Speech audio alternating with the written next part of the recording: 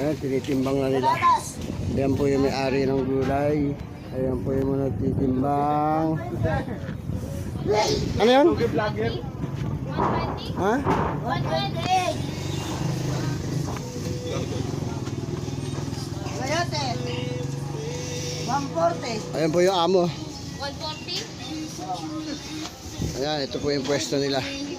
Carrots, 155. 155 carrots. Lemon, 10.